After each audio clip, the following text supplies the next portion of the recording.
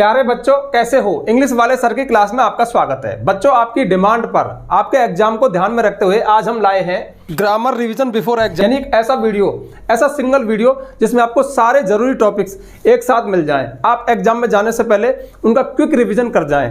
Quick revision में सबसे खास बात होगी, हम सिर्फ उन्हीं एग्जाम्पल के साथ प्रैक्टिस करवाएंगे, जरूरी रूल्स बताते हुए, जो अक्सर एग्जाम में आते हैं। हाँ, एक क्वेश्चन तुम्हारे दिमाग में आ सकता है कि सर हमारे सिलेबस में सारे टॉपिक नहीं है, सर हमारे में तो सिर्फ ये 3 है, सर हमारे में ये है। तो देखिए, मैं किसी पर्टिकुलर बोर्ड के लिए वीडियो नहीं बनाता, मैं हमेशा कॉन्सेप्ट पे काम करता हूँ। मैंने इस वीडियो में सिर्फ वही टॉपिक लिए हैं जो कमोबेश लगभग सभी बोर्ड्स में आते हैं। ये सारे फेमस टॉपिक है, जरूरी टॉपिक्स हैं। अब देखिए, सबसे जरूरी बात, पेन कॉपी हाथ में लेके बैठना। क्यों?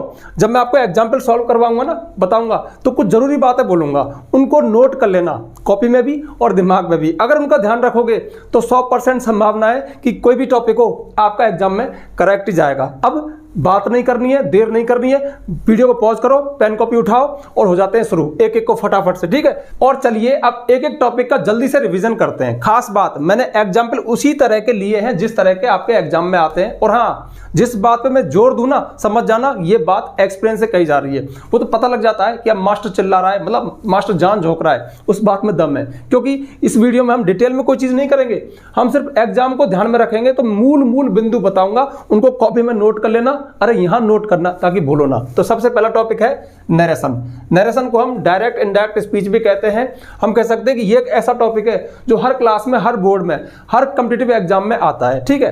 अब इसका देखिए, 5 एग्जाम्पल लिए। 5 ही क्यों लिए? क्योंकि ये उसी तरह के एग्जाम्पल हैं जैसे कि लगभग बोर्ड क्लासेस में आते हैं, ठीक है? सबसे पहला है अतुल सेड टू मी। हाँ, सबसे पहला ज्ञान जिसे नोट करना, जैसे ही आपके सामने, क्योंकि मोस्ट ऑफ ये 2 या 3 आते हैं, अक्सर 2 ही आते हैं।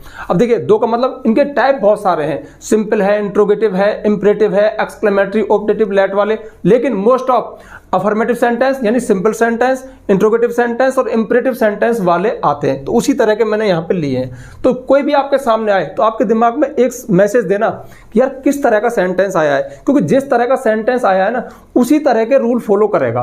तो सबसे पहला देखिए, अतुल सेड टू मीरा, अतुल ने मीरा से कहा। यह स्ट्रक्चर तो लगभग सब में सेम ही होता है। मेन कॉन्सेप्ट यहाँ पे है जो रिपोर्टेड स्पीच कहलाता है। I can help you if you ask me, मैं तुम्हारी मदद कर सकता हूँ, इफ यू आस्क मी, यही तुम मुझसे कहती हो। तो सबसे पहले देखो एग्जाम्पल कैसा है, सब्जेक्ट से शुरू हो रहा है, लास्ट फुल स्टॉप आ रहा है। तो ये एक सिंपल सेंटेंस है, अफर्मेटिव सेंटेंस है, असर्टिव सेंटेंस है। अगर ये असर्टिव सेंटेंस है, सिंपल सेंटेंस है, तो सेड टू को टोल्ड में बदलते हैं, ठीक है? अगर ये इंट्रोगेटिव होता तो आस्क आता, ठीक है? इस बात का ध्यान रखना, क्योंकि सिंपल सेंटेंस है तो यहाँ पे टोल्ड आएगा। तो जैसे ही आपने यहाँ पे टोल्ड लिखा तो इसका मतलब आपने इसको सही करने की शुरुआत कर दी। हालांकि एग्जामिनर चेक यहाँ से करेगा। अच्छा, तो पहला स्टेप। अब देखिए, जब आप डायरेक्ट को इनडायरेक्ट में चेंज करते हो ना, तो आप लगभग 5 पड़ाव पूरे करते हो। मैं बताना भूल गया, यहाँ पे देख लो। सबसे पहला तो जो सेड और सेड टू है ना, उसको किस में चेंज करना है, सेंटेंस के अनुसार। अगर सिंपल सेंटेंस है तो सेड का सेड और सेड टू को टोल्ड में। अगर इंट्रोगेटिव है तो आस्क्ड में। अगर इंपरेटिव है तो उसमें एडवाइज्ड आएगा, ऑर्डर्ड आएगा, आस्क्ड आएगा, फॉरवर्ड आएगा, वो अलग बात है, उस पर हम बाद में चर्चा करेंगे। तो पहला तो हम सेड या सेड टू को। दूसरा, जब दोनों सेंटेंस को हम मिलाते हैं तो कंजक्शन क्या लगाना है। अब ये भी अलग अलग सेंटेंस के अनुसार अलग अलग आते हैं। तो पहला स्टेप सेड और सेड टू को, चलो इसमें लिख ही देता हूँ यार, मैं इसी में लिख दूँ, चलो। यानी यहाँ पे पहला स्टेप, दूसरा स्टेप यहाँ पे पूरा होगा। और इसके अंदर 3 स्टेप होंगे, क्योंकि 3 तरह के चेंज होते हैं। प्रोनाउन संबंधी यानी सर्वनाम संबंधी चेंज, टेंस संबंधी चेंज, और तीसरा अगर हो तो टाइम और प्लेस संबंधी वर्ड्स को चेंज करना। तो ध्यान रखना, ये 5 चीजें आपको चेंज करनी है। अब ऐसा नहीं है, देखो टाइम प्लेस वाला इसमें नहीं दिया तो कोई बात नहीं, फिर 4 चेंज होंगे, लेकिन कम से कम पहला, दूसरा, इसके अंदर प्रोनाउन और टेंस चेंज करना, ये 4 तो आपको करने ही है। अगर 4 नहीं हो रहे तो फिर कुछ गड़बड़ हो रही है। यानी ये सोचना, अब मैं जोर दे रहा हूं ना, तो नोट कर लो कि जब जाऊंगा ना तो पहला चेंज, दूसरा, इसके अंदर 3 चेंज। तो पहला हमने कर दिया, सेड टू किस में चेंज किया, टोल्ड में। क्यों? क्योंकि ये सिंपल सेंटेंस है, ठीक है? यहां पे आस्क कब आता, यदि यहां पे क्वेश्चन मार्क लगा होता। अब सिंपल सेंटेंस में कंजक्शन क्या लगाते हैं, दैट लगाते हैं। जैसे हम दैट लगाएंगे ये कॉमा वगैरह सारे हट जाएंगे। क्यों? अब हम दोनों सेंटेंस को कनेक्ट कर रहे हैं। देखिए, बाहर वाला जो सेंटेंस है वो रिपोर्टिंग वर्ब कहलाता है, अंदर वाला रिपोर्टेड स्पीच कहलाता है। तो अतुल टोल्ड मी दैट। अब मेन चेंज पे आ जाइए। यहाँ तक तो सभी लगभग कर देते हैं। मेन काम है अंदर। अब अंदर क्या काम है कि प्रोनाउन चेंज होते हैं। तो प्रोनाउन क्या है, देखो 1 2 3 और 4, इसमें 4 प्रोनाउन है जो चेंज होंगे। अब ये आपको पता होना चाहिए कि जो फर्स्ट पर्सन है वो सब्जेक्ट के अनुसार चेंज होते हैं। सब्जेक्ट कौन है, अतुल। अच्छा, फर्स्ट पर्सन कौन कौन से, थोड़ा सा रिवीजन करा दूं। आई, माई, मी, वी, अवर्स, ये सब के सब फर्स्ट पर्सन है। ये अगर आपको अंदर मिले, रिपोर्टेड स्पीच मिले, तो आपको बदलने के लिए सब्जेक्ट से कॉन्टैक्ट करना होगा। सब्जेक्ट की सीट पर इस समय कौन बैठा है, अतुल। अतुल मतलब कोई लड़का है, एक वचन है तो इसको ही मानते हैं, ठीक है। इसको ही देखो। मीरा है, एक लड़की है, सी है। अगर यहाँ पे होता बॉयज तो दे होता, विलेजर्स तो दे होता। अगर एक विलेजर है तो वो भी ही है। इस तरह से ध्यान रखना, इनको मानते हैं। तो अतुल टोल्ड मी दैट। अब आई फर्स्ट पर्सन है, चेंज होने के लिए अतुल के पास गया। अतुल ही है तो यहाँ पे ही आएगा, क्योंकि फॉर्म भी मिलान कर ली। ये फर्स्ट फॉर्म है और ही फर्स्ट फॉर्म है तो ही आ गया। अच्छा, पहला आपने कर दिया, करेक्ट है। कैन को कुड में। इस बात को कैसे ध्यान रखें, तो ध्यान रखना जब हम डायरेक्ट स्पीच को इनडायरेक्ट में चेंज करते हैं ना, तो प्रेजेंट टेंस को पास्ट में चेंज करते हैं। अब उसका मैं हल्का सा आपको रिवीजन करा दूं। देखिए, कैन को कुड में, चलो शुरू से करते हैं। प्रेजेंट इंडेफिनिट को पास्ट इंडेफिनिट में चेंज करते हैं। इसलिए फर्स्ट फॉर्म आए उसमें एस लगा हो तो सेकंड फॉर्म में चेंज होगी। डू नॉट डज नॉट आए तो डिड नॉट में चेंज होंगे। केवल डू डज आए तो हो सकता है कि ना हो, वो इंट्रोगेटिव में एक बात आती है, लेकिन आप तो याद रखना डू नॉट डज नॉट को डिड नॉट में चेंज करते हैं। इज एम आर को वाज वर्ब में, इज एम आर प्रेजेंट है, वाज वर्ब पास्ट हो गया। इसके अलावा आ जाओ, हैज हैव को हैड में, has been have been had been में चेंज करते हैं। अगर सेकंड फॉर्म आए यानी पास्ट इंडेफिनिट का अफर्मेटिव सेंटेंस हो तो पास्ट परफेक्ट में जाएगा, यानी हैड प्लस थर्ड फॉर्म में। यदि डिड के साथ फर्स्ट फॉर्म दी गई हो तो वो भी हैड प्लस थर्ड फॉर्म में जाएगी। अगर वाज वर है तो हैड बीन में चेंज होता है। इसके अलावा फिर मॉडल्स पे आ जाओ। कैन को कुड में, मे को माइट में, विल को वुड में, सेल को भी वुड में, ठीक है। इस तरह से ये होंगे। और वुड शुड माइट मस्ट आए तो वो नहीं चेंज होते। ये मैंने आपको याद करवा दी, दूसरी वाली टेबल, टेंस वाली टेबल। तो कैन को कुड में, यानी कैन प्रेजेंट है, कुड पास्ट है। अब बढ़ते हैं आगे। हेल्प का हेल्प। अब देखिए, यू आ गया। यू क्या है, प्रोनाउन है। कौन सा पर्सन है, सेकंड पर्सन। तो हमारी पूरी टेबल में से पर्सन 3 होते हैं, first person, second person, third person. 2 ही पर्सन चेंज होते हैं, फर्स्ट पर्सन और सेकंड पर्सन। फर्स्ट पर्सन मैंने क्या बताया, आई, माई, मी, वी, अवर्स। सेकंड पर्सन क्या है, यू, योर, यू, ठीक है। तो ये चेंज होगा किससे, ऑब्जेक्ट से। तो फर्स्ट पर्सन सब्जेक्ट से चेंज होते हैं, सेकंड पर्सन ऑब्जेक्ट से चेंज होते हैं। अब बहुत से बच्चे गलती क्या करते हैं, अगर यू को मैं यहां लिख देता ना तो समझते हैं कि जो पहले आता है ना वो पहले वाले से चेंज होता है। ऐसा नहीं, ये सेंटेंस में कहीं भी रखे हो, लेकिन नियम वही है कि फर्स्ट पर्सन सब्जेक्ट से होगा, सेकंड पर्सन ऑब्जेक्ट से। तो सेकंड पर्सन ऑब्जेक्ट मीरा से चेंज होगा। मीरा मतलब लड़की है और एक है तो सी है। अब देखिए, अब यू फॉर्म कौन सी है, यू के फॉर्म इस तरह से होते हैं, देखो दिख रहा है आपको, हाँ, you first, your second, you third, ठीक है। ये ऑब्जेक्टिव फॉर्म है। अब एक बात बताइए कि ये दिखने में एक जैसी है, तो फिर कैसे माना है कि ये सब्जेक्टिव है ऑब्जेक्टिव। तो ऐसे माना है, इसका सीधा सा रूल ये है, अगर यू के बाद कोई हेल्पिंग वर्ब, मैन वर्ब दी गई है तो वो फर्स्ट फॉर्म है, यानी सब्जेक्टिव फॉर्म है।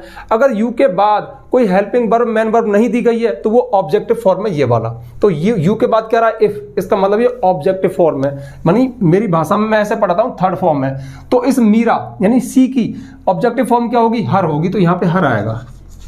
अगर आप गलती करोगे तो क्या लिखोगे, यहाँ पे सी लिखोगे, जो नहीं लिखना। सी कब लिखते, यदि ये सब्जेक्टिव फॉर्म होता, सब्जेक्टिव यानी फर्स्ट फॉर्म होता मेरी लैंग्वेज में, वो कब होता, जब इसके बाद कोई हेल्पिंग वर्ब, मैन वर्ब आती।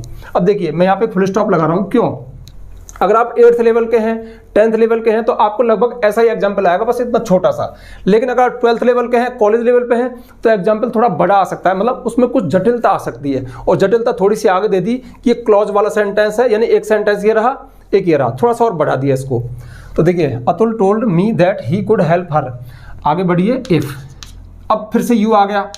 देखिए, एक यू ये था, एक यू ये रहा। मैंने जानबूझ के दोनों दिए ताकि आपको ये डाउट क्लियर हो जाए। अब इस यू को हम सब्जेक्टिव माने, ऑब्जेक्टिव माने, यानी ये वाला माने, ये वाला माने, क्योंकि दिखने में एक जैसे है। तो देखिए, यू के बाद आ रहा है आस्क, यानी वर्ब आ रही है। तो हेल्पिंग वर्ब आए, मैन वर्ब आए, तो वो सब्जेक्ट है, क्योंकि सब्जेक्ट के बाद हेल्पिंग वर्ब, मैन वर्ब आती है, तो ये सब्जेक्टिव फॉर्म में, यानी फर्स्ट फॉर्म में।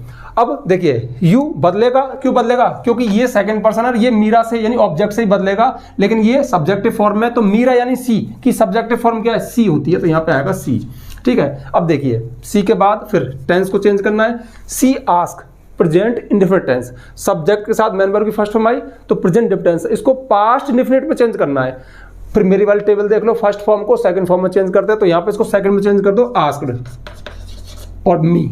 अब देखिए, हाँ, एक खास बात और, अब ऐसा मत पकड़ लेना कि जहां भी फर्स्ट फॉर्म आएगी उसको सेकंड बदलना है, ऐसा तभी बदलना है जब केवल सब्जेक्ट के साथ मेन वर्ब की फर्स्ट फॉर्म दी गई हो। लेकिन यदि और कोई हेल्पिंग वर्ब हो तो वो चेंज हो जाती है। जैसे देखिए यहाँ पे कैन को हमने कुड में चेंज कर दिया, अब हेल्प तो फर्स्ट फॉर्म है ना, वो कुड के साथ भी फर्स्ट ही आएगी। यहाँ पे जैसे इज़-एम-आर होता तो इज़-एम-आर को वाज और में चेंज कर देते, लेकिन उसके बाद फर्स्ट फॉर्म का मतलब ये तभी चेंज होती है जब यहाँ पे आई हेल्प होता, यानी सब्जेक्ट के साथ मेन वर्ब की फर्स्ट फॉर्म हेल्प होती, कैन नहीं होता तो ये हेल्प हो जाता। लेकिन अब ये कैन चेंज होगा, हेल्प नहीं होगा। यहाँ पे चूंकि यही है तो ये सेकंड फॉर्म में चेंज होगी, ये बारीक बात है। तो सी आस्क्ड, अब मी को चेंज करो, मी कौन सा पर्सन है, फर्स्ट पर्सन है, अतुल से चेंज होगा, अतुल मतलब किसी लड़के का नाम है तो ही है।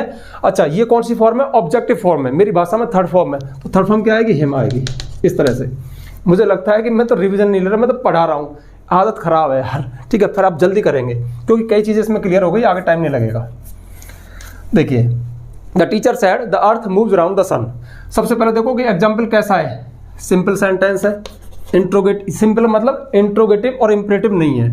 द टीचर, सिंपल सेंटेंस हो तो अगर सैड हो तो सैड का सैड रहता है, सैड टू को टोल्ड में, सैड का सैड रहता है, सैड टू को टोल्ड में करते हैं, सैड का सैड रहता है। ठीक है, टीचर सैड दैट, दैट को लगाया, सिंपल सेंटेंस है। अच्छा अब देखिए इसके अंदर क्या है, अर्थ मूव्स अराउंड द सन, पृथ्वी सूर्य के चारों ओर चक्कर लगाती है। ये क्या है, एक यूनिवर्सल ट्रुथ है, सार्वभौमिक सत्य है। और यदि रिपोर्टेड स्पीच में यानी कॉमा वाले भाग के अंदर कोई यूनिवर्सल ट्रुथ है तो उसका टेंस चेंज नहीं होता, उस सेंटेंस को ज्यों के त्यों आप रख दीजिए। ये मैंने क्यों लिया, क्योंकि काफी लंबा अनुभव है, इस तरह के एग्जाम्पल आते हैं, तो इस बात को भी दिमाग में नोट करके जाना। क्यों, जब बात आती है डायरेक्ट इनडायरेक्ट की तो चेंज करना, ये भी करना, वो भी करना, और फिर बीच में ये आ गया यूनिवर्सल ट्रुथ, इसको भी चेंज कर दिया तो गड़बड़ हो जाएगी, इसको चेंज मत करना। तो इसको जो कि तो लिख दो, that the earth moves around the सन।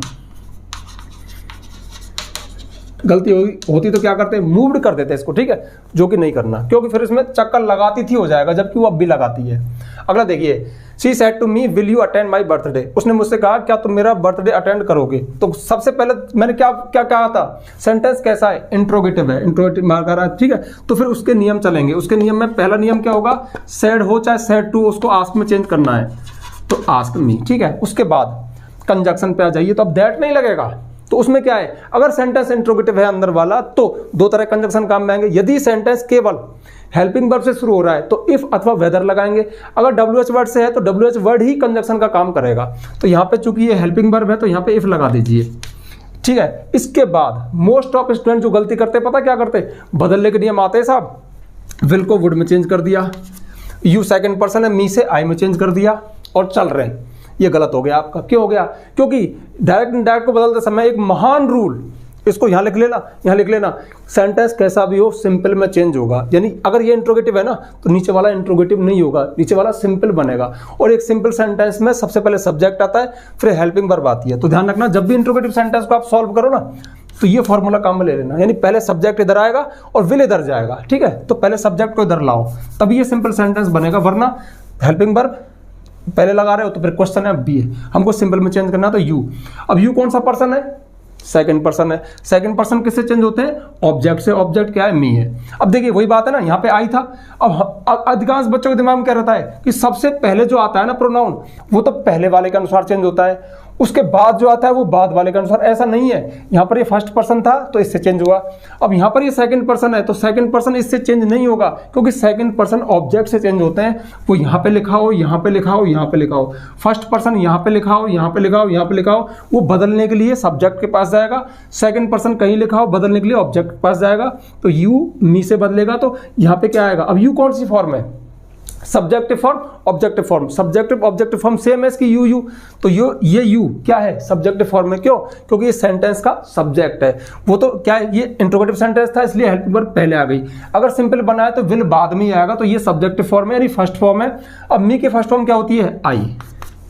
ठीक है, क्योंकि फॉर्म का मिलान तो करना है ना, कि जो फॉर्म हटती है आने वाले की वही फॉर्म आती है। चूंकि ये फर्स्ट फॉर्म है, सब्जेक्टिव फॉर्म है, तो मी की सब्जेक्टिव फॉर्म क्या है, आई आएगी। ठीक है, इसके बाद वुड, ये इधर आ गया चेंज होके, ये इधर चला गया चेंज होके। अब ये सेंटेंस सिंपल है, अब आपका सेंटेंस करेक्ट है। इफ आई वुड अटेंड, देखिए केवल अटेंड होता यू तो फिर सेकंड फॉर्म होता, लेकिन यहाँ पे विल को वुड में चेंज कर दिया, अब फर्स्ट फॉर्म रहेगी। तो आई वुड अटेंड। अब माई कौन सा पर्सन है, फर्स्ट पर्सन है, किससे चेंज होगा, सब्जेक्ट कौन है, सी। अब ये कौन सी फॉर्म है, पजेसिव फॉर्म, सेकंड फॉर्म, सी की पजेसिव फॉर्म क्या होती है, हर, तो यहाँ पे आ गया हर, और बर्थडे। अब लास्ट में मार्क कौन सा लगाऊं, चिन्ह कौन सा लगाऊं, क्योंकि ये सेंटेंस अब सिंपल है, तो अब यहाँ पे फुल स्टॉप आएगा। ये सबसे जरूरी बात है, डायरेक्ट को इनडायरेक्ट में चेंज करते समय सेंटेंस कैसा भी हो सिंपल बनेगा, अंत में फुल स्टॉप ही आएगा, ठीक है। अगला देखो, राधा सैड, हाँ सबसे खास बात, अगर जैसे इस तरह के एग्जाम्पल आप सॉल्व करके जाते हो ना, तो बहुत चांस है कि जो 2 या 3 आएंगे वो आपके सही आ जाएंगे, क्योंकि इसी तरह के एग्जाम्पल आते हैं। अगला मैंने क्या लिया, थोड़ा सा पेज लगा दिया इसमें। राधा सैड, राधा ने कहा, Mohan what are you doing, Mohan तुम क्या कर रहे हो। अब देखो, देखने में ऐसा लग रहा है कि ये सिंपल सेंटेंस है क्योंकि मोहन से शुरू हो रहा है, लेकिन आप थोड़ा इस चिन्ह को देखो ना, ये क्वेश्चन मार्क लग रहा है, मतलब प्रश्नवाचक है, ठीक है। अच्छा, फिर मोहन अंदर कैसे आ गया, तो कई बार राधा ने कहा, मोहन तुम क्या कर रहे हो। राधा ने किससे कही ये बात, मोहन से। अब जिससे कहती है राधा, वो कौन होता है, ऑब्जेक्ट, जो लगभग यहाँ पे आता है, जैसे अतुल सेड टू मीरा, ठीक है, और यहाँ पे सी सेड टू मी, तो सी ने किससे कहा, मुझसे, अतुल ने किससे कहा, मीरा से, तो राधा ने किससे कहा, मोहन से। तो कई बार ऑब्जेक्ट को अंदर देता है, तो सबसे पहले उस ऑब्जेक्ट को बाहर लाओ, यानी इसको चेंज करो तब, तो इसको चेंज करो, राधा, सेंटेंस कैसा है, इंट्रोगेटिव, तो क्या आएगा, आस्क्ड, किससे कहा, मोहन से, तो मोहन को यहाँ पे रखो, ठीक है। अब लगाओ कंजक्शन। अब कंजक्शन क्या लगाएंगे, मोहन तो यहाँ पे आ गया, ऑब्जेक्ट था, अब इसको ऐसे पढ़ लो, व्हाट आर यू डूइंग, ये इंट्रोगेटिव सेंटेंस है, WH वर्ड वाला। अगर WH वर्ड वाला है तो वही कंजक्शन का काम करेगा, ना तो यहाँ पे दैट आएगा ना इफ आएगा, वही कंजक्शन बन जाएगा। तो व्हाट को अब यहाँ पे क्या मत देखो, इसको कंजक्शन देखो, जैसे जो काम इफ कर रहा था, जो काम दैट कर रहा था, वही काम व्हाट कर रहा है। तो राधा आस्क्ड मोहन व्हाट, ये सारे रूल्स हैं इसके। इसके बाद क्या होगा, हाँ इसके बाद ये होगा, देखो ये यहाँ पे आ गया, व्हाट इधर कंजक्शन बन गया। अब आर यू डूइंग, क्या तुम कर रहे हो, ठीक है। अब इसको आप सिंपल बना दो, यानी ये यू इधर आएगा, आर इधर जाएगा। अगर आपने आर को डायरेक्ट चेंज कर दिया वाजवर में और यहाँ पे लिख दिया तो गलत हो जाएगा। क्यों, क्योंकि सेंटेंस को सिंपल बनाना है तो पहले सब्जेक्ट आएगा, जो काम इसमें किया था वही काम इसमें करना है। तो यू, अब यू कौन सा है, सेकंड पर्सन है, किससे बदलेगा, मोहन से। मोहन ऑब्जेक्ट है इसके अंदर, तो मोहन मतलब ही, कोई लड़का है, एक वचन है, ही है, तो यहाँ पे क्या आएगा, ही आएगा। इसे हमार को वाजवर में और लास्ट में आ गया डूइंग, तो ही वाज डूइंग, ठीक है, इस तरह से। अब देखते हैं last, my father said to me, मेरे पिता ने मुझसे कहा, get up early in the morning, सुबह जल्दी जागा करो। ये कैसा सेंटेंस है, एक इंपेरेटिव सेंटेंस है, यानी आदेशात्मक वाक्य। ऐसा सेंटेंस जिसमें किसी से कुछ करने को कहा जाए या उससे निवेदन किया जाए या करने से मना किया जाए, इंपेरेटिव सेंटेंस होता है। और ये भी देखिए फर्स्ट नंबर पे तो ये दोनों है, यानी आपके एग्जाम में अगर 2 आते हैं ना, तो एक सिंपल आएगा, एक इंट्रोगेटिव आएगा। अगर इंट्रोगेटिव नहीं आया तो ये आ सकता है, ये आ सकता है, ये आ सकता है, लेकिन मोस्ट ऑफ ये जरूर आएंगे। अगर आप इन 3 तरह के सेंटेंस को भी कवर करके जाते हो तो काफी चांस है कि वहां पे आप मार्क्स ले आओगे, ठीक है। तो my father said to me, अब देखिए फादर तो मैंने लिख दिया, पहला काम यही करना है ना, सोचना है सेंटेंस कैसा है, इंपेरेटिव है। इंपेरेटिव है तो फिर भाव के अनुसार, मतलब क्या एक्सप्रेशन है, अगर आदेश है तो ऑर्डर्ड में, अगर सलाह है तो एडवाइज्ड में। और एक खास बात, आप थोड़ा सा भी डाउटफुल हो रहे हो ना, क्या सलाह या ऑर्डर्ड है, मतलब तो आप आस्क लगा दो। जहाँ पे आपको लग रहा है कि सलाह दी गई है, आदेश है, तो वहाँ पे अगर डाउटफुल हो तो वहाँ पे सेड या सेड टू को आस्क्ड में चेंज कर सकते हो। इसके अलावा यदि सेंटेंस डोंट से शुरू है, मना कर रहा है, तो फॉरवर्ड में चेंज करते हैं। यदि सेंटेंस प्लीज अथवा काइंडली शुरू है तो रिक्वेस्टेड में बदलते हैं, ठीक है। ये मैंने आपको याद भी करवा दी है। तो इसमें क्या है, गेट अप, इसमें पिता सलाह दे रहा है तो यहाँ पे एडवाइज्ड कर दो। आप चाहो तो आस्क भी कर सकते हो, तब भी सही होगा। माय फादर एडवाइज्ड मी, मेरे पिता ने मुझको सलाह दी। अब सबसे खास बात, आपको मार्क्स कहाँ मिलेंगे, आपको मार्क्स कंजक्शन के ऊपर मिलेंगे। यहाँ पे दैट था, यहाँ पे इफ अथवा WH वर्ड है, लेकिन अगर इंपेरेटिव सेंटेंस है तो टू लगाते हैं। दोबारा बोलूं, यदि इंपेरेटिव सेंटेंस है तो टू लगाते हैं। मैं 2 बार क्यों बोला, एक्सपीरियंस है बच्चों के, बस शुरू में टीचर यहाँ से शुरुआत करवाता है, बस यही याद रहते हैं, इन्हीं को हर जगह लगा देते हैं, गलत हो जाता है। इंपेरेटिव सेंटेंस में टू आता है। कैसे पहचाने कि इंपेरेटिव सेंटेंस है, ऐसे सेंटेंस वर्ब की फर्स्ट फॉर्म शुरू होंगे प्लीज काइंडली से अथवा डू या डोंट से शुरू होते हैं, वो इंपेरेटिव, उनमें आदेश होता है, ठीक है। तो यहाँ पे टू लगा दिया। तो टू के बाद हमेशा वर्ब की फर्स्ट फॉर्म आती है get up, to get up early in the morning. अब मैं आपको थोड़ा सा इनका ही और रिवाइज करा दूं। देखो यहाँ पे होता please get up early in the morning, please होता है ना, प्लीज गेट अप। तो प्लीज को देख करके यहाँ पे क्या आता, रिक्वेस्टेड आता, और रिक्वेस्टेड आने के बाद तो my father requested me to. अब टू के बाद प्लीज लगाएं क्या, नहीं, प्लीज हटेगा। क्यों, टू एक ग्रामर का नियम है, टू प्लस वर्ब का फर्स्ट फॉर्म इन्फिनिटिव, टू के साथ हमेशा वर्ब की फर्स्ट फॉर्म आती है, इसलिए प्लीज हट जाएगा। अगर इसमें होता don't, my father said to me don't, यहाँ पे लिखी दूं मैं, don't get up early in the morning, सुबह जल्दी मत जाया करो। तो डोंट को देख करके यहाँ पे लगाओ फॉरबैड, FORBADE, आपको याद हो जाएगा। माई फादर फॉरबैड मी, मेरे पिता ने मुझसे मना किया to get up early in the morning, सुबह जल्दी जागने से, तो डोंट को देख करके फॉरबैड लगाते। अथवा एक और भी तरीका है, फॉरबैड मत लगाओ, my father asked me not to, अगर आप डोंट को देख करके आस्क लगा रहे हो फॉरबैड तो नॉट टू का यूज करो और उसके बाद गेट अप आ जाएगा इस तरह से, ठीक है। तो ये आपके डायरेक्ट इनडायरेक्ट हो गए, नरेशन हो गया, उस तरह के एग्जाम्पल जिस तरह के आते हैं। और मैं उम्मीद करता हूं कि मैंने थोड़ी देर में ही, हालांकि मुझे लग रहा है कि 5-6 टॉपिक है, मैंने नरेशन में ज़्यादा टाइम ले लिया, लेकिन लगना ही था क्योंकि इसमें काफ़ी सारे रूल्स हैं जो कवर करने पड़ते हैं। और एक अच्छे टीचर की आदत है, वो चाहता है कि यार यही बता दूँ यही बता दूँ, और ये खास मेरी आदत है, ठीक है। अब बढ़ते हैं आगे, आप चाहो तो उनको नोट कर लो, इन सारे रूल्स को दिमाग में रख के जाना, इस तरह के एग्जाम्पल पर ज़्यादा काम करना, ठीक है। रहे आपके लेट्स वाले और एक्सक्लेमेटरी ऑपरेटिव, उनको मैं नहीं करवा रहा क्योंकि उनके आने के चांस कम होते हैं। क्यों? क्योंकि यहाँ पे डिटेल वीडियो नहीं है, सिर्फ रिवाइज है, ठीक है, ओके।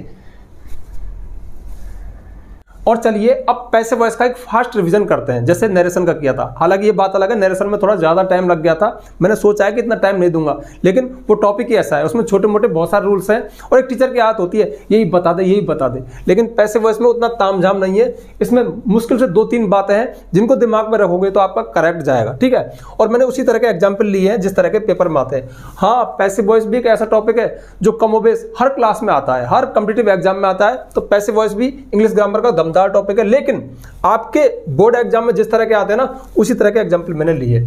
इसके अलावा एक खास जानकारी, हालांकि इंग्लिश वाले सर चैनल पर जब मैं इस तरह के वीडियो बनाता हूं, मतलब लगभग आपके एग्जाम के वीडियो, तो मैं इस जानकारी को नहीं देता। क्यों?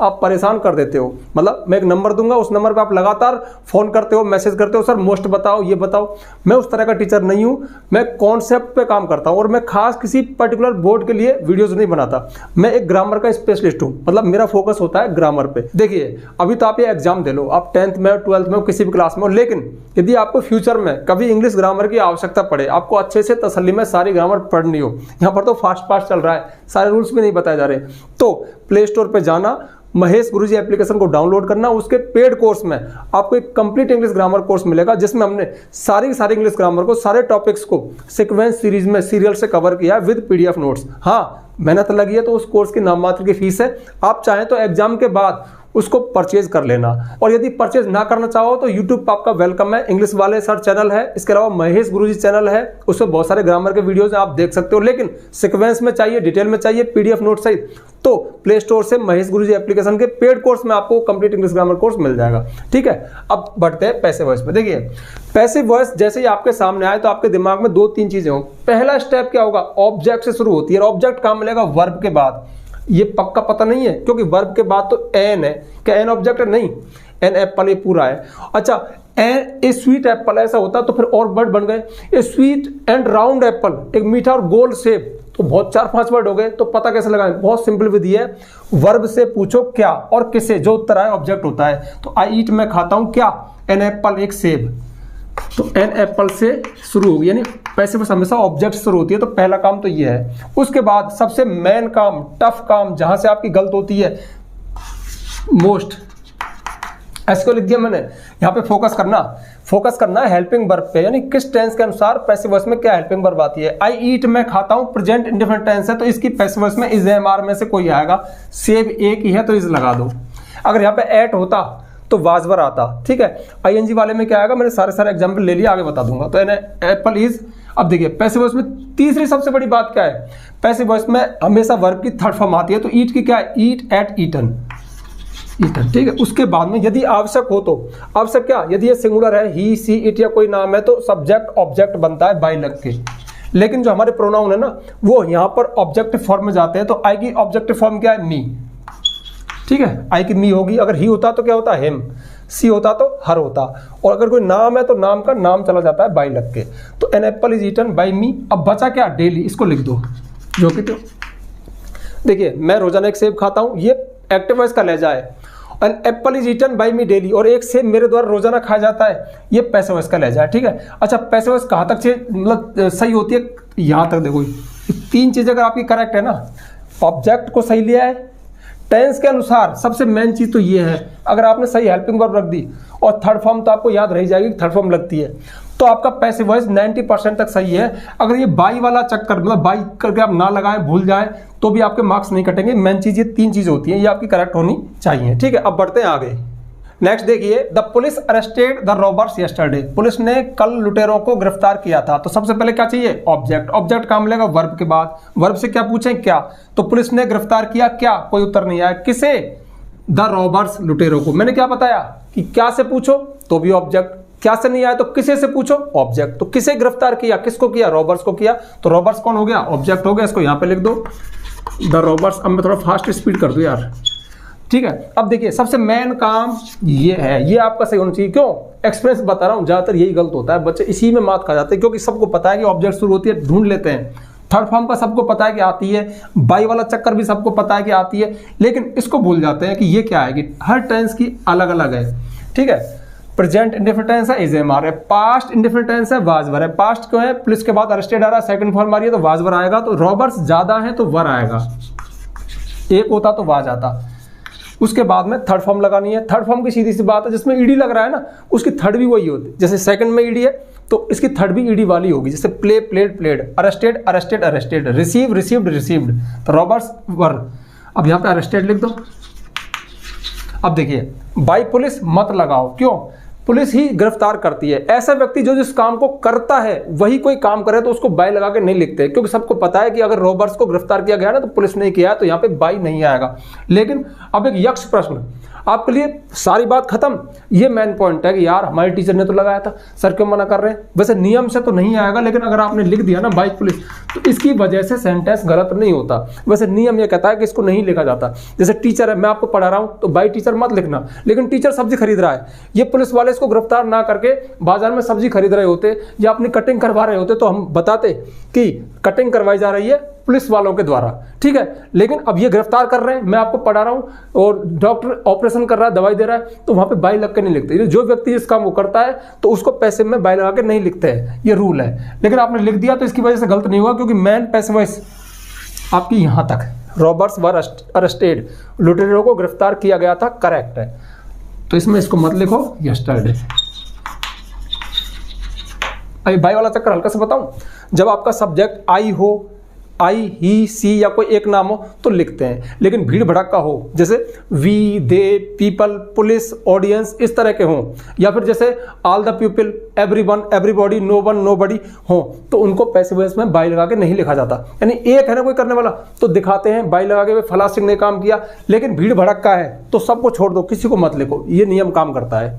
लेकिन इसमें भी बारीकी है, वो बारीकी मैंने उस कोर्स में करवाई है, यहाँ पर इतना टाइम नहीं है। ठीक है, पर ये बड़ा मसला नहीं है, मेन बात ये है। ठीक है, आगे देखो, they are making a new road, वे एक नई सड़क बना रहे हैं। तो देखो, दे आर मेकिंग, वे बना रहे हैं क्या? ए न्यू रोड, एक नई सड़क। ठीक है, अब देखिए, आर मेकिंग कौन सा है? प्रेजेंट कंटिन्यूअस टेंस है। तो कंटिन्यूअस टेंस की पैसिव वॉइस बनाओ तो बाहर से कोई चीज आएगी तो क्या आएगी? बीइंग आएगी। अब बीइंग देखिए, इज एम आर रहेंगे, अब रोड एक ही है तो इज। हाँ, ये मैं पहले भूल गया था, अब मेरे मुंह से अचानक ही निकला। जब भी हम पैसिव वॉइस बनाते हैं ना, तो अगर आपको लग रहा है कि आप बाहर से कोई चीज नहीं लेके आए तो आपका पैसिव वॉइस गलत बन रहा है। क्या इस सेंटेंस में इज एम आर था? नहीं था, आप लेके आए, सही है। क्या इस सेंटेंस में वाज वर था? नहीं था, आप बाहर से लेके आए, सही है। क्या इस सेंटेंस में बीइंग है? नहीं है, बाहर से लेके आए तो सही हो रहा है। यानी बाहर से कोई ना कोई हेल्पिंग वर्ब आएगी, जरूर आएगी, तभी आपकी पैसिव वॉइस सही बन रही है। इससे बीइंग रहा है। कैसे याद रखें कि आईएनजी वाले में बीइंग आती है? तो आप ऐसे याद रखो, आईएनजी वाले में आईएनजी जैसी कोई चीज आती है तो प्रेजेंट कंटिन्यूअस हो, पास्ट कंटिन्यूअस हो, इनमें हम बीइंग को लाते हैं बाहर से। और इज एम आर ऑलरेडी होंगे, यहाँ पे तो लाए थे, यहाँ पे ऑलरेडी है, वो रहेंगे। अब ये आर इज क्यों हो गया? सब्जेक्ट, ये दे के साथ आर, ए न्यू रोड एक ही है तो इज, तो अ न्यू रोड इज बीइंग। अब मेक की थर्ड फॉर्म, 90% इंडिया में बच्चे एक्सप्रेशन मेड लिखते नहीं होती, दिमाग में डाल लो, मेड होती है। Make, made, made. A new road is being made. ठीक है, बस खत्म। बाय देम मत लिखो, बाय देम मत लिखो। क्यों? देखिए, एक नई सड़क बनाई जा रही है, कोई बनाए, हमको तो सड़क चाहिए, तो इसमें जो दे है ना वो अनइम्पोर्टेंट है, इसको लिखने का कोई महत्व नहीं है। लेकिन फिर वही क्वेश्चन लिख दिया, अब भी सही है, इसकी वजह से गलत नहीं होगा। कहने का मतलब है कि ये बड़ा मसला नहीं है, मैन है ये। ये बात ठीक है। अगर आपने बाय देम लिख दिया तो इसकी वजह से गलत नहीं होगा, लेकिन चूंकि मुझे पता है ना कि मतलब अंदर चीज़ें क्या है डीपली, उसलिए मैंने बता दिया कि we, they, people, everyone, everybody अगर ऐसे सब्जेक्ट हो तो उनको बाय लगा के नहीं लिखते हैं, ठीक है। तो इसको नियम से तो मत लिखो, आप कब भी करेक्ट है। अगर आपका टीचर बताता है कि लिखो तो लिख देना। सी हैज़ परचेज, ये मेरा खुद का ही गलत है, सी हैज़ परचेज आएगा। She has purchase a new car, उसने एक नई कार खरीद ली है या वह एक नई कार खरीद चुकी है। तो देखिए वह क्या खरीद चुकी है, ए न्यू कार। क्या है इसमें, ऑब्जेक्ट, जिसको हमने क्या बना दिया, सब्जेक्ट। अब देखिए ए न्यू कार, अब यहाँ पे ये कौन सा टेंस है, प्रेजेंट परफेक्ट टेंस है। अब प्रेजेंट परफेक्ट टेंस है तो इसमें भी बाहर से कुछ आएगा, क्या आएगा, बीन आएगा, लेकिन हैज हैव ऑलरेडी रहेंगे तो ए न्यू कार के साथ क्या लगा दो, हैज ही रहेगा, क्योंकि एक ही है। अगर एक कार्स होती तो हैव हो जाता, बाहर से आएगा बीन। इज एम आर आया, वाज वर आया, बीइंग आया, और has have, had, will have, shall have, यानी तीनों परफेक्ट टेंस में बीन बाहर से आता है तो हमने लगाया बीन। अब हमारी पैसिव वॉइस सही जा रही है, a new car has been, और थर्ड फॉर्म परचेज्ड, क्यों ईडी लग रहा है। दूसरी बात, तीनों परफेक्ट टेंस में थर्ड फॉर्म आती है और पैसिव वॉइस में थर्ड फॉर्म चाहिए तो सही है, ठीक है। अब यहाँ पे सी, खरीदने वाला कौन है, अकेली है तो उसको दिखाना पड़ेगा बाई हर, ठीक है, इस तरह से। ओपन द डोर, दरवाजा खोलो, ये कैसा है, इंपेरेटिव सेंटेंस। अगर इंपेरेटिव सेंटेंस हो, आदेश सार्थक वाक्य हो तो लेट से शुरू होती है, तो लेट। उसके बाद ऑब्जेक्ट लाओ, क्या क्या खोलो, द डोर, और बाहर से क्या चीज आएगी, एक तो लेट आ गया, बी और आएगा, बी आती है इनमें, let the door be. Open की थर्ड फॉर्म ओपन, इनकी इस तरह से बनती है।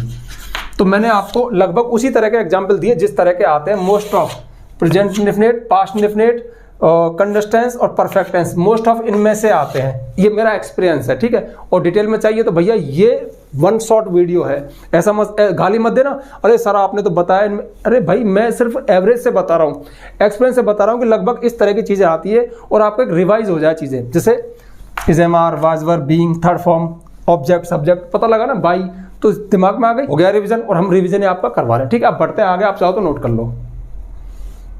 और चलिए अब करते हैं मॉडल्स का रिवीजन। देखिए मॉडल्स यदि आपके सिलेबस में है तो आपको बहुत डर लगता होगा, क्यों कि बहुत सारे हैं और फिर एक एक मॉडल के बहुत सारे फंक्शन हैं। लेकिन यहाँ पर क्विक रिवीजन में मेरे एक्सपीरियंस के आधार पर मैंने आपको सिर्फ वही परोसा है जो लगभग आता है। क्या परोसा है, देखिए कैन, कुड, मे, माइट को नहीं लिखा मैंने, विल, वुड, विल, शैल को नहीं लिखा, वुड को लिखा है, शुड और मस्ट।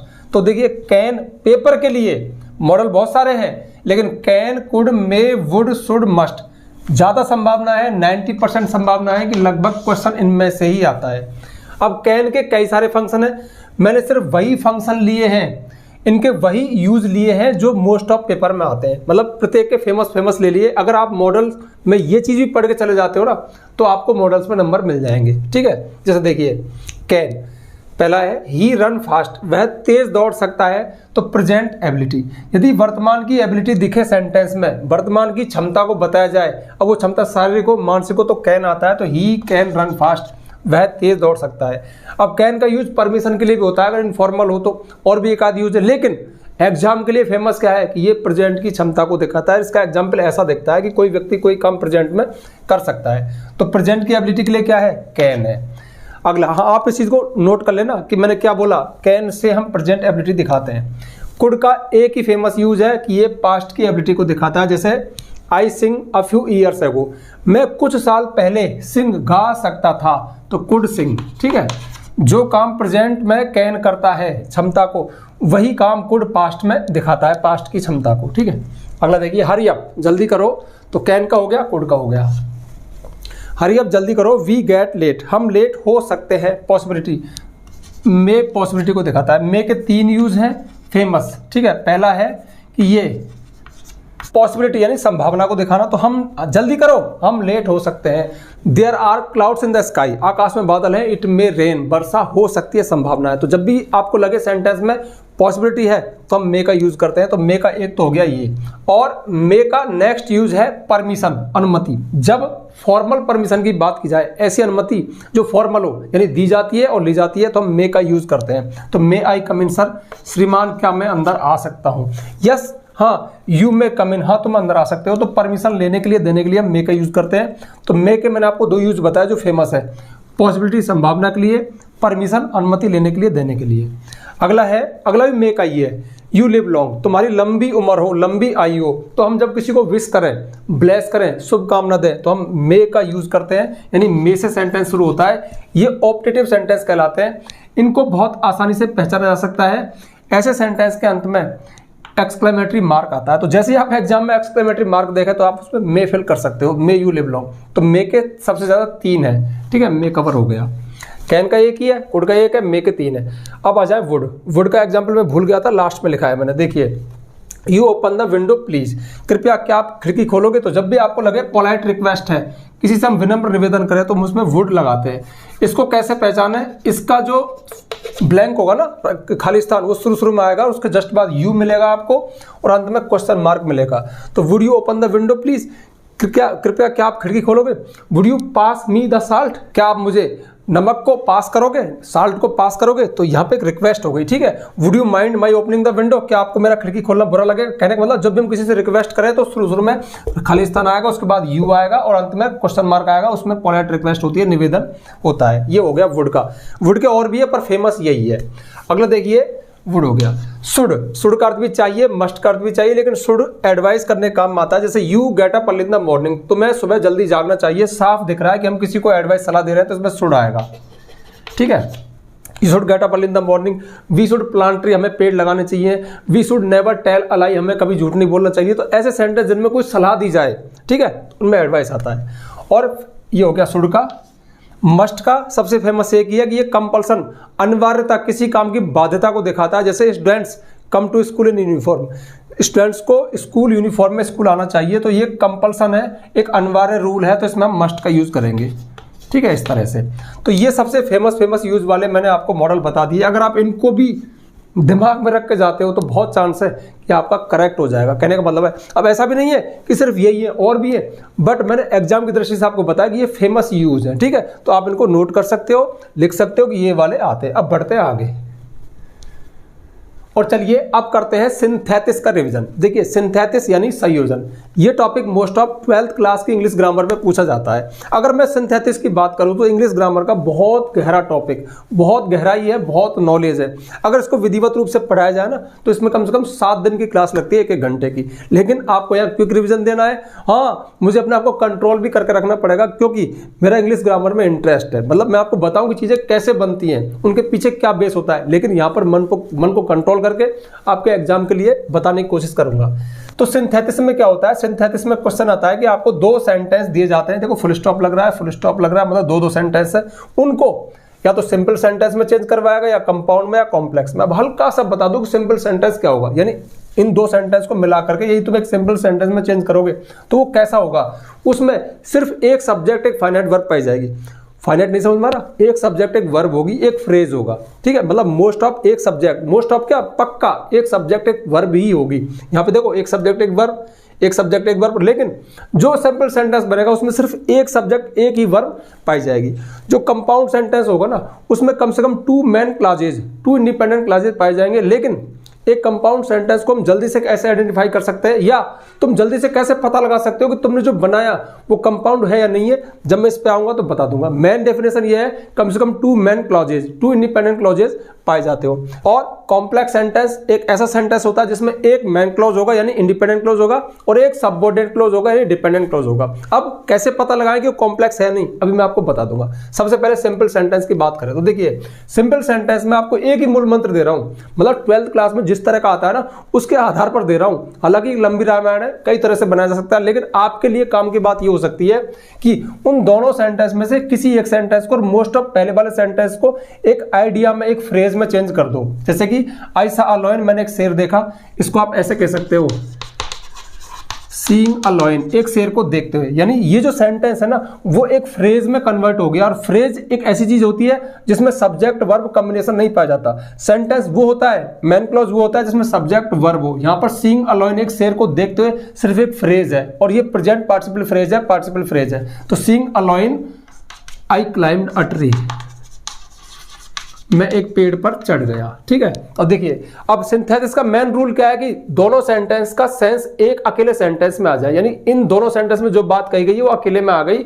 मैंने एक शेर देखा था, मैं पेड़ पर चढ़ गया, तो एक शेर को देखते हुए मैं एक पेड़ पर चढ़ गया था। हाँ, एक खास बात और, इसमें यहाँ पे कॉमा लगा देना इस फ्रेज के बाद। ठीक है, तो एक शेर को देखते हुए मैं एक पेड़ पर चढ़ गया था, कॉमा पे ज्यादा ध्यान मत देना, नहीं लगे तो गलत नहीं है। मेन चीज है कि आपने यहाँ पर, हाँ देखो कैसे पहचाने कि सिंपल सेंटेंस है। सिंपल ऐसे है क्योंकि ये तो एक फ्रेज है, आई climbed a tree, I subject है, क्लाइम्ड एक वर्ब है, तो इसमें एक सब्जेक्ट एक फाइनाइट वर्ब है, तो एक सिंपल सेंटेंस है। ठीक है, तो यहां पर हमने टू सिंपल सेंटेंस को एक सिंपल सेंटेंस में चेंज कर दिया प्रेजेंट पार्टिसिपल का प्रयोग करके। अब देखो ये कई तरह से बनाए जा सकते हैं पार्टिसिपल का प्रयोग करके। तो पार्टिसिपल तीन होते हैं, प्रेजेंट पार्टिसिपल का यूज करके, परफेक्ट पार्टिसिपल का यूज करके, पास्ट पार्टिसिपल का यूज करके, तो तीन तो ये टाइप हो गए। इन्फिनिटिव का प्रयोग करके, यानी टू प्लस वर्ब का फर्स्ट फॉर्म इन्फिनिटिव होता है। इसके अलावा एडजेक्टिव का प्रयोग करके, अब देखिए एडजेक्टिव का प्रयोग करके, नाउन और फ्रेज इन अपोजिशन का प्रयोग करके, बहुत सारी विधियां हैं, 8-7 विधियां हैं सिर्फ सिंपल सेंटेंस की। सारी की सारी नहीं बता सकता, सारी बताऊंगा वीडियो बहुत लंबा हो जाएगा, फिर इसका नाम एक मतलब शॉर्ट वन शॉर्ट नहीं रहेगा। हाँ, मुझे लग रहा है तो नेक्स्ट कभी एक वीडियो में सिंथेसिस पे अलग से बना दूंगा। ठीक है, लेकिन फिलहाल आप ये समझिए कि इस तरह से हमें एक सेंटेंस को एक फ्रेज में बदलना होता है, एक आइडिया में बदलना होता है, और उसमें आपको एक सब्जेक्ट एक वर्ब भी दिखानी होती है, चाहे आप कुछ भी करो। चलो एक एग्जाम्पल और देख लो, मन नहीं रुक रहा। जैसे देखिए, आई वेंट टू जयपुर, मैं जयपुर गया था। आई बॉट अ कार, मैं जयपुर गया था, मैंने कार खरीदी थी। ठीक है, अब दो सेंटेंस है। अब यहां पर देखिए, अब आप तो इसको पकड़ लोगे कि ये इसमें आएगा। जैसे अब इसमें गोइंग टू जयपुर, जयपुर जाते हुए मैंने कार खरीदी, अरे चल चलते कार खरीद ली, कर नहीं, तो इसमें ये चीज नहीं आएगी। इसमें हम इन्फिनिटिव का यूज कर देंगे। कैसे? आई वेंट टू जयपुर, मैं जयपुर गया। ठीक है, ये सेंटेंस हमने पूरा पूरा ले लिया, इसमें तो इसको हमने फ्रेज बदला। यहां पर हम क्या करेंगे, मैं जयपुर क्यों गया? टू बाई ए कार, एक कार खरीदने के लिए। तो यहां पर देखो, आई बॉट ए कार, यहां पर सब्जेक्ट है, वर्ब है, पूरा सेंटेंस है, लेकिन टू बाई ए कार एक इन्फिनिटिव फ्रेज है, यानी ये एक फ्रेज है, इसमें पूरा सब्जेक्ट वर्ब कॉम्बिनेशन नहीं है, तो एक सिंपल सेंटेंस है क्योंकि इसमें एक सब्जेक्ट एक वर्ब यहां पर है। बस इस बात का ध्यान रखना। ठीक है, अगला देखो कंपाउंड सेंटेंस। तो देखिए, आई लाइक क्रिकेट, मैं क्रिकेट पसंद करता हूं, but my brother likes football, लेकिन मेरा भाई फुटबॉल पसंद करता है। तो पहले मैं इसको चेंज कर दूं फिर बताऊंगा। आई लाइक क्रिकेट, मैं क्रिकेट पसंद करता हूं, कॉमा बट विरोधाभास है ना, उल्टी बात है ना, मैं तो क्रिकेट पसंद करता हूं, मेरा भाई फुटबॉल पसंद कर सकता है, तो विपरीत बात है, तो इसमें हम बट का यूज करेंगे। तो I like cricket but my brother likes football. अब कैसे पहचाने कि ये कंपाउंड सेंटेंस है? इसको कंजक्शन से पहचानना है। इनमें कंजक्शन नहीं, इनमें तो फ्रेजेस यूज होंगे। ठीक है, लेकिन हमारे कंपाउंड और कॉम्प्लेक्स में ये अपने कंजक्शंस के आधार पर पहचाने जाते हैं। यानी जो कंपाउंड सेंटेंस होगा ना, उसमें कोई कोऑर्डिनेटिंग कंजक्शन लगा होगा, और वो फेमस है। मैं लिख देता हूं यहां पे, फैन बॉयज। फैन बॉयज मतलब F फॉर फोर मतलब क्योंकि, A मतलब एंड, N मतलब नॉर, B मतलब बट, O मतलब और, Y मतलब यट, और S मतलब सो। ठीक है, तो अगर आपको एक कंपाउंड सेंटेंस बनाना है तो इनमें से कोई कंजक्शन लगाना होता है। वो सेंटेंस की प्रकृति के आधार पर होता है। जैसे यहाँ पे विरोधाभास की बात है कि मैं क्रिकेट पसंद करता हूं और ये फुटबॉल करता है, तो लेकिन हमने बट का यूज कर दिया। और हाँ, एक खास बात, हम इसमें एंड का यूज भी कर सकते हैं। जैसे आई लाइक क्रिकेट, मैं क्रिकेट पसंद करता हूं, कॉमा एंड और मेरा भाई फुटबॉल पसंद कर सकता है, तब भी हमने जोड़ दिया। तो कहने का मतलब है, यदि आपका कंपाउंड सेंटेंस है तो कैसे चेक करें? उनमें दो सेंटेंस के बीच में आपने या तो फोर या एंड या नॉर या बट और यट या अथवा सो, ये फैन बॉयज हैं, ये कोऑर्डिनेटिंग कंजक्शन कहलाते हैं, का यूज किया है क्या? इसके अलावा एक विधि से और बनाया जा सकता है। और हाँ, एक खास बात, सबसे खास बात नोट कर लेना, टेक्निकल बात है। जब भी हम टू सेंटेंस को किसी कोऑर्डिनेटिंग कंजक्शन से जोड़ते हैं तो कंजक्शन से पहले कॉमा जरूर आता है, इस बात का ध्यान रखना। ये टेक्निकल बात है, इस बात को मत भूलना। ठीक है, कॉमा आया बट से पहले, एंड लगाओगे तो एंड से पहले कॉमा आएगा। इसके अलावा हम एक कंपाउंड सेंटेंस एक और विधि से बना सकते हैं। आप इनमें से किसी कंजक्शन का यूज मत कीजिए। अगर आपको लग रहा है कि धारा प्रवाह बात है, यानी एक बात से दूसरी बात कनेक्टेड है, तो हम सेमीकोलन का यूज करके भी बना सकते हैं, और इसको आप बहुत जल्दी पकड़ोगे। सेमीकोलन मतलब होता है, जैसे बट को हटाया, कॉमा हटाया, ये सेमीकोलन होता है। ठीक है, बड़ा करके लिखूं, ये सेमीकोलन होता है। ठीक है, एक फुल स्टॉप और नीचे ये ऐसा कॉमा, ये सेमीकोलन होता है। सेमीकोलन का यूज तब किया जाता है जब एक जैसी दो बातों को हमें कनेक्ट करना हो। तो देखो, मैं क्रिकेट पसंद करता हूं, मेरा भाई फुटबॉल पसंद करता है। अब ये यहाँ पे फुल स्टॉप नहीं है, अब ये दोनों सेंटेंस कनेक्टेड है, सेमीकोलन का यूज हमने कर दिया। तो कंपाउंड सेंटेंस वो है जिसमें हम टू आइडियाज को या तो सेमीकोलन से या फिर किसी कोऑर्डिनेटिंग कंजंक्शन से कनेक्ट करें। कोऑर्डिनेटिंग कंजंक्शन से आप कनेक्ट करोगे तो उनसे पहले कॉमा जरूर आएगा। अब सेमीकोलन एक ऐसी चीज है कि हमारे बहुत सारे टीचर्स को भी हो सकता है नहीं पता, बुरा मत मानना अगर कोई टीचर देख रहा हो तो उनको साफ साफ कोई कंजंक्शन लगा दो। अब कंजंक्शन की बात ऐसी है, जैसा सेंटेंस है वैसा कंजंक्शन आएगा। जैसे कि देखिए, he failed, sorry he did not read, full stop he failed, वह नहीं पढ़ा था वह फेल हो गया। तो he did not read so he failed, इसलिए वह फेल हो गया। तो हमने सो का यूज किया इसलिए, जब लगे कि हाँ परिणाम बता रहा है तब। लेकिन एक जैसी बात हो तो एंड का यूज कर सकते हैं, विरोधाभासी बात है तो बट का यूज कर सकते हैं। तो यहाँ पे क्या आएगा, बट।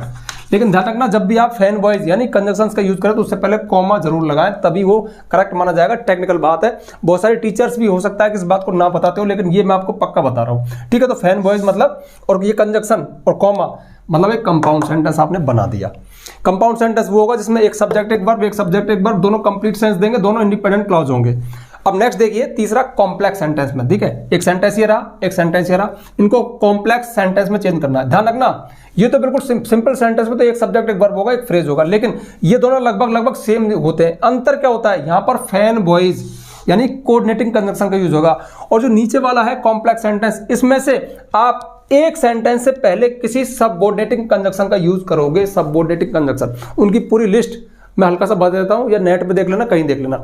जैसे देखिए, मैं कहूं बिकॉज तो एक सबऑर्डिनेटिंग कंजंक्शन है। मैं कहूं एज, जैसे ही, एक सबऑर्डिनेटिंग कंजंक्शन है। मैं कहूं द्यो, आल द्यो, लेस्ट, लेस्ट होता है ऐसा ना हो कि। मैं सो दैट, इतना की, है ना, टू देन, ये सभी के सभी सबऑर्डिनेटिंग कंजंक्शन है। इसके अलावा WH वर्ड, जैसे वाट, वाट का मतलब क्या है, जो। ठीक है, वाट का मतलब जो, वेयर जहां, वेरीवर जहां भी, वैन जब, वेनीवर जहां भी। इसके अलावा कोई रिलेटिव प्रोनाउन हो, हु, हुज, हुम, विच, दैट। ठीक है, हु मतलब जो या जिसने, हु जिसका जिसकी वो वाले। ठीक है, तो ये सभी के सभी सबऑर्डिनेटिंग कंजंक्शन कहलाएंगे, मोटा मोटा ऐसा मान लो। ठीक है, क्योंकि बहुत लंबी लिस्ट है। अब इनकी लिस्ट छोटी सी है, इनके अलावा जो मैंने बताए उनकी लिस्ट यहां पे काम में आएगी। अब हाँ, इफ देखिए, यू डोंट रीड, तुम नहीं पढ़ते हो, यू विल फेल, तुम फेल हो जाओगे। तो इसमें क्या लग रहा है आपको, यही तुम नहीं पढ़ते हो तुम फेल हो जाओगे, तो इसमें हम इफ का यूज करेंगे किसी एक सेंटेंस से पहले। तो ध्यान रखना, जिस सेंटेंस से पहले आपने मतलब किसी सबऑर्डिनेटिंग कंजंक्शन का यूज कर दिया ना, वो वाला एक डिपेंडेंट क्लॉज कहलाएगा और दूसरा वाला मेन क्लॉज होगा। तो इफ यू डोंट रीड, यही तुम नहीं पढ़ते हो, तो यू विल फेल, तुम फेल हो जाओगे, एक कंडीशनल सेंटेंस है। यहां पर इफ एक सबऑर्डिनेटिंग कंजंक्शन है। चलो एक एग्जांपल और देख लो। जैसे मैं कहूं आई नो राम, मैं राम को जानता हूं, full stop, he is a doctor, वह एक डॉक्टर है। ठीक है, ये दो सेंटेंस है, कॉम्प्लेक्स में चेंज करना है। तो आई नो राम, दिख रहा है कि नीचे, हाँ दिख रहा है, आई नो राम, मैं राम को जानता हूं। हु, ही को हटा दो, हु लगा दो, हु इज अ डॉक्टर, जो एक डॉक्टर है। अब यहां पर हमने क्या किया, हु का यूज किया। हु क्या है, रिलेटिव प्रोनाउन है। ठीक है, यहां पर हु कौन नहीं है, ये जो बोलेगा। तो हु क्या है, अब ऐसा मान लो मेरी डेफिनेशन से कि ये एक सबऑर्डिनेटिंग कंजंक्शन है, ये इनमें से नहीं है। तो कॉम्प्लेक्स सेंटेंस में किसी एक सेंटेंस की शुरुआत हम जब किसी सबऑर्डिनेटिंग कंजंक्शन से करें, किसी WH वर्ड से करें, तो वो एक कॉम्प्लेक्स सेंटेंस होता है। इससे ज्यादा मैं नहीं बता सकता, मन में सोचा था कि 5-7 मिनट में बता दूंगा शॉर्ट में, लेकिन फिर भी काफी नॉलेज मैंने दे दी। ठीक है, अब देखिए ये टॉपिक बड़ा है, फिर भी काफी नॉलेज मैंने आपको दे दी। ये चीज मेरे स्वभाव में, ठीक है, फिर भी आप, मुझे लगता है काफी आपको हेल्प मिली होगी, काफी आइडियाज मिले होंगे, और कभी फ्यूचर में इसी चैनल पर ये सिंथेसिस पे एक डिटेल वीडियो बना देंगे। फिलहाल आप इससे अपना काम चला लेना। ठीक है, अब बढ़ते हैं आगे और चलिए अब देखते हैं टेंसेज। देखिए टॉपिक का नाम तो टेंस है, लेकिन इसमें से वो करेक्ट फॉर्म ऑफ वर्ब पूछता है। करेक्ट फॉर्म ऑफ मतलब है एक सेंटेंस दिया हुआ आएगा, उसमें हमेशा वर्ब की फर्स्ट फॉर्म ही दी हुई होगी, लेकिन उसका सही रूप भरना है, क्योंकि 12 टेंस है। अब किस टेंस में वर्ब का कौन सा रूप आएगा, कहीं फर्स्ट आई, कहीं सेकंड आई, कहीं थर्ड आई, सबसे मेन बात किस टेंस में उस वर्ब के साथ हेल्पिंग वर्ब क्या आएगी, इसका पता कौन बताएगा, इसका पता एडवर्ब बताते हैं। तो देखिए ये भी एक बहुत बड़ा टॉपिक है, इसमें बहुत सारे रूल्स हैं, लेकिन मैंने मेन लिए हैं। अगर आप ये भी कवर कर लोगे ना तो काफी चांस है कि जैसे हमारा 4 नंबर का आता है तो आपके 2 नंबर 3 नंबर मिल जाएंगे, हो सकता है चारों मिल जाए, क्योंकि मैंने सारे के सारे मोस्ट लिए हैं। देखो पहला देखो, सी सेल्डम टू मार्केट, वह कभी कभारी बाजार। देखो यहाँ पे गो बाई वर्ब की फर्स्ट फॉर्म है ना, लेकिन कुछ एक संकेतक वर्ड होते हैं उनको हम एडवर्ब बोलते हैं। जैसे सेल्डम आया, अब सेल्डम किस में आता है, प्रेजेंट इंडेफिनिट टेंस में आता है। इसके एडवर्ब क्या है, फटाफट से बोलता जाऊंगा। देखिए यदि सेंटेंस में always, never, daily, generally, usually, seldom, often ये वर्ड आए, ठीक है, तो वो प्रेजेंट इंडेफिनिट टेंस होगा। तो सी के साथ यहाँ पे गोज आएगा। ठीक, इस सेल्डम की वजह से, क्योंकि ये प्रेजेंट इंडिफरेंट टेंस है और सी सिंगुलर है तो वर्ब में एस लगेगा। अगला देखिए, आई दिस हाउस लास्ट वीक, मैंने ये घर पिछले सप्ताह खरीदा था, वही वर्ब की फर्स्ट फॉर्म है, लेकिन लास्ट वीक पास्ट की बात है तो सेकंड फॉर्म आएगी बॉट। अब पास्ट इंडिफरेंट टेंस के एडवर्ब क्या है, तो देखिए यदि सेंटेंस में यस्टरडे आए, लास्ट नाइट आए, लास्ट वीक आए, लास्ट ईयर आए, वंस एगो, वन डे, या पास्ट की कोई डेट आए तो पास्ट इंडिफरेंट टेंस होगा, वर्ब की सेकंड फॉर्म आएगी, तो यहाँ पे बॉट आ गया, ठीक है, लास्ट वीक की वजह से। अगला देखिए, व्हाट यू दीज डेज, तुम इन दिनों क्या, तो दीज डेज अगर आए, नाउ आए, स्टिल आए, दीज डेज आए, तो फिर इसमें प्रेजेंट कंटिन्यूअस टेंस आता है, तो दीज डेज को देख करके क्या लगेंगे, आर यू डूइंग। तो ध्यान रखना, यदि सेंटेंस में नाउ ए डेज आजकल, दीज डेज इन दिनों, स्टिल अभी भी, इस तरह के वर्ड आए, नाउ अब, इस तरह के वर्ड आए, तो उसमें हम प्रेजेंट कंटिन्यूअस टेंस लिखते हैं, उसमें आर डूइंग आ गया। व्हेन आई मेट रोहन, जब मैं रोहन से मिला था, ही टीवी, तो वह टीवी देख रहा था। तो ध्यान रखना, यदि सेंटेंस में व्हेन व्हाइल हो तो उसके एक पार्ट में सेकंड फॉर्म आएगी पास्ट इंडेफिनिट और दूसरे में पास्ट कंटिन्यूअस टेंस आता है, तो ही वाज वाचिंग आएगा इसमें, इस बात का ध्यान रखना। अगला है आई ऑलरेडी लंच, मैं पहले ही लंच ले चुका हूं, तो यदि सेंटेंस में ऑलरेडी आए, जस्ट आए, ऑलरेडी, जस्ट, रिसेंटली, सो फार, यट, इस तरह के वर्ड आए तो प्रेजेंट परफेक्ट टेंस होगा और उसमें यहां पे हैव आएगा और यहां पे टेकन। अच्छा, इसका ध्यान रखना, देखो सब्जेक्ट आई वी के साथ हैव आता है, ही सीट नेम होता तो हैज आता, लेकिन ऑलरेडी की वजह से प्रेजेंट परफेक्ट टेंस ही आना है, या तो हैज हैव आएगा या फिर थर्ड फॉर्म तो आएगी, सब्जेक्ट की वजह से आई के साथ हैव आया। अगला है the patient before the doctor arrived, तो देखिए इसमें बिफोर आया, तो यदि सेंटेंस में बिफोर आफ्टर आया तो उसके एक पार्ट में तो पास्ट इंडेफिनिट सेकंड फॉर्म आएगी, दूसरे में पास्ट परफेक्ट टेंस आता, तो यहाँ पे आएगा पेशेंट हैड डाइड, ठीक है, ये एक रूल है। अगला है Rohan a car by tomorrow, Rohan कल तक एक कार खरीद चुका होगा, मोस्ट ऑफ इसको टुमारो को देख के गलत कर देंगे, वो समझेंगे टुमारो आ गया फ्यूचर इंडेफिनिट टेंस, क्योंकि हाँ मैं भूल गया था, अगर टुमारो आए, नेक्स्ट वीक आए, नेक्स्ट मंथ आए तो फ्यूचर इंडेफिनिट टेंस होता है, विल, शैल प्लस वर्ब का फर्स्ट फॉर्म होता है, इसमें टुमारो आ रहा है, लेकिन ध्यान रखना बाय टुमारो है, बाय के साथ समय दिया हो, टुमारो हो, इवनिंग हो, मॉर्निंग हो, 2 आवर्स हो, कुछ भी हो, बाय के साथ समय हो तो फिर वो फ्यूचर परफेक्ट टेंस होगा। देखो केवल टुमारो है, ठीक है, बाय हटा दिया तो इसमें आएगा will by, will by, Rohan कल एक कार खरीदेगा, लेकिन कल तक खरीद चुका होगा तो ये फ्यूचर परफेक्ट टेंस हो गया, इसलिए इसमें आएगा will have, future perfect tense में क्या आता है, विल हैव बॉट, इस तरह से, ठीक है। अगला देखो, या फिर ऐसे होता है Rohan will have bought a car by evening, शाम तक, ठीक है, बाय नेक्स्ट वीक, इस तरह से होता है, मतलब बाय के साथ समय हो, कुछ भी हो टाइम, तो फ्यूचर परफेक्ट टेंस आता है, उसमें will have, shall have plus verb की थर्ड फॉर्म आती है। और लास्ट है she draw a picture for 2 hours, वह 2 घंटे से एक तस्वीर खींच रही है, तस्वीर बना रही है, सिंस 4 प्लस टाइम आए, सिंस हो या 4 हो, उसके बाद समय दिया हो, समय कुछ भी हो, तो उसमें प्रेजेंट परफेक्ट कंटिन्यूअस टेंस होता है, तो इसमें देखिए सी के साथ क्या आएगा, हैज बीन और ड्राइंग, ठीक है। तो ये मैंने आपको शॉर्ट एंड स्वीट, मतलब बहुत जल्दी में शॉर्ट में वो सारे के सारे रूल्स बता दिए जिनमें से मोस्ट ऑफ करेक्ट वर्ब में आता है, ठीक है। आप इसको नोट कर लो, थोड़ा रिवाइज कर लेना माइंड में, और हाँ यदि आपको दुरुस्त करना है तो वीडियो को फिर से रिवर्स करके देख लो, ठीक है, जो भी रूल्स मैंने बोले थे मुझवाने उनको नोट कर लेना। और चलिए अब लास्ट में देखते हैं क्लॉज। अब देखिए क्लॉज एक ऐसा टॉपिक है, पर्सनल एक्सपीरियंस बता रहा हूं, बच्चे इसके नाम से डरते हैं और वास्तव में टफ भी पड़ता है, लेकिन पेपर में हाल कुछ और ही है, मतलब टॉपिक हालांकि कठिन है, समझने लायक है, ग्रामर की बारीकी है इसमें, लेकिन जब ये एग्जाम में आता है तो फिर बहुत इजी आता है। चलो हल्का सा बता दूं क्लॉज क्या होता है। देखिए क्लॉज की चर्चा तब तो होगी नहीं जब एक ही सेंटेंस आपके सामने, मतलब एक सेंटेंस उसमें एक सब्जेक्ट एक वर्ब है तो उसमें क्लॉज नहीं, वो सेंटेंस है, लेकिन तब एक ही सेंटेंस ऐसा हो जिसमें 2 सब्जेक्ट हो, 2 वर्ब हो, तो उन दोनों को क्लॉज कहा जाएगा। उनमें से एक मेन क्लॉज होगा, एक सबऑर्डिनेट क्लॉज होगा, लंबी रामायण है। जो सबऑर्डिनेट क्लॉज होगा ना वो अपनी फंक्शन के आधार पर, अपने नाम के आधार पर नाउन क्लॉज हो सकता है, एडजेक्टिव क्लॉज हो सकता है, एडवर्ब क्लॉज हो सकता है।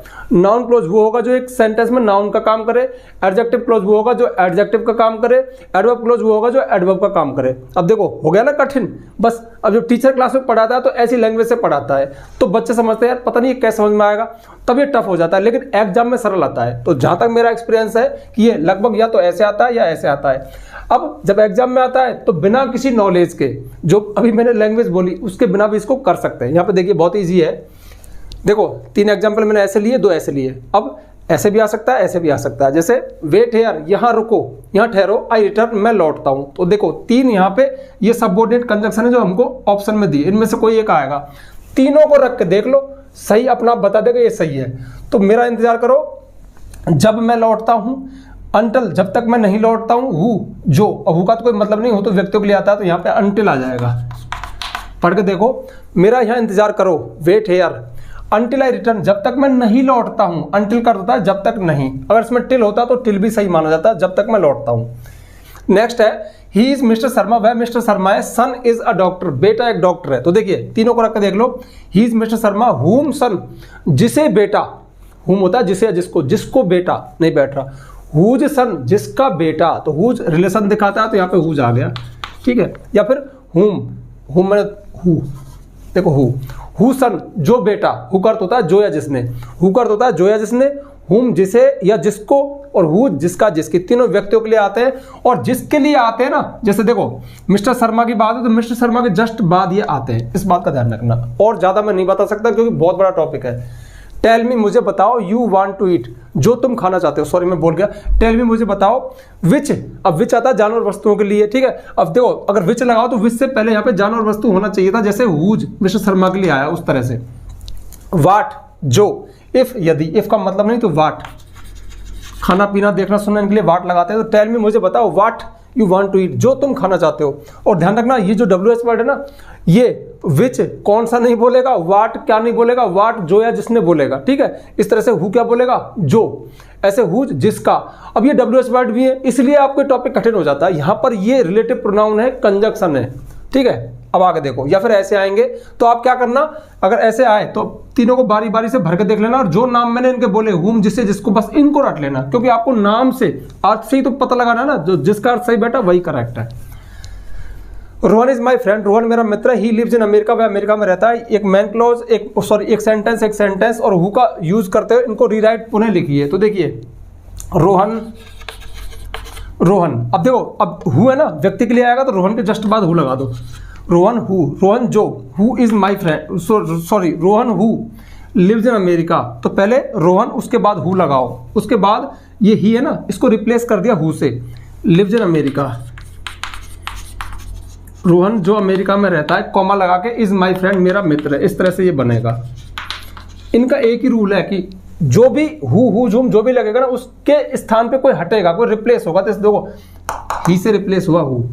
Rohan who lives in America, जो अमेरिका में रहता है, इज माई फ्रेंड मेरा मित्र है। अथवा आप इसको ऐसे भी बना सकते हो, Rohan is my friend who, यहाँ पे लगा दो हु, इसको हटा दो, हु लिव्स इन अमेरिका जो अमेरिका, अब भी करेक्ट है ये, लेकिन ज्यादा करेक्ट अब है ये, Rohan who lives in America is my friend, इस तरह से। तो यहाँ पे क्या हटा, हु आया, ठीक है। ज्यादातर जो हु है ना वो एक सब्जेक्ट का प्लेस लेता है, इसलिए जो सब्जेक्ट होगा ना वो हट जाएगा। नेक्स्ट देखिए, दिस इज द विलेज, यह विलेज है। आई वाज बोर्न हियर, मैं यहाँ पैदा हुआ था। तो देखिए इसमें वेयर का यूज करना है, तो वेयर क्या है, प्लेस को दिखा रहा है। दिस इज द विलेज, ये गांव है। अब गांव के लिए आएगा वेयर, जहां। दिस इज द विलेज, ये गांव है जहां आई वाज बोर्न, मैं पैदा हुआ था। अब हियर भी लिखूं क्या, तो देखो this is the village where I was born here, जहां मैं यहाँ पैदा हुआ था। मैंने कहा ना कुछ रिप्लेस होगा कुछ हटेगा, तो इसमें हियर हटेगा, हियर मतलब यहाँ और वेयर मतलब जहां, तो इसमें क्या हटा, हियर हटेगा। ऐसे ही अगर वैन वाला होता है उसमें टाइम वाली कोई चीज हटती, इस बात का ध्यान रखना। हुम वाले में कोई ना कोई ऑब्जेक्टिव प्रोनाउन हटेगा। ज़्यादा डिटेल मुझे नहीं करना, वीडियो वैसे ही बहुत लॉन्ग हो गया। तो ये है अपने क्लॉज हो गए। क्लॉज एक बड़ा टॉपिक है, ये भी 5-6 दिन चलता है क्लास में, तब जाके कवर होता है, लेकिन यहाँ पर शॉर्ट में आपको बताया कि फिर भी आप थोड़ा सा ऐसा कर सकते हो। जैसे देखिए विलेज के जस्ट बाद आया वेयर, तो ये यहीं पे आएगा क्योंकि ये गांव जहां मैं पैदा हुआ था, तो इनका एक लय बैठना चाहिए कि ये इसके लिए आएगा तो इसके लिए ही आएगा। यहाँ पर हु, रोहन जो, रोहन के लिए आया हु, रोहन जो अमेरिका में रहता है मेरा दोस्त है। या फिर रोहन इज माई फ्रेंड जो, अब माई फ्रेंड ही कौन है, रोहन है जो, इसके लिए। हालांकि ज्यादा बेटर ये है। तो ठीक है, ये था वीडियो। मतलब जितनी कोशिश मुझसे हुई मैंने अपनी पूरी जान लगा दी, ताकत लगा दी। हालांकि ऐसे पढ़ाने में मजा नहीं आता क्योंकि ये टॉपिक है, इनकी गहराई में जाना पड़ता है, तब जाके कॉन्सेप्ट क्लियर होते हैं। लेकिन आपको तो सर फटाफट से ग्रामर दे दो, दे दी भैया, लेकिन मतलब अब मुझे तो मज़ा नहीं आया।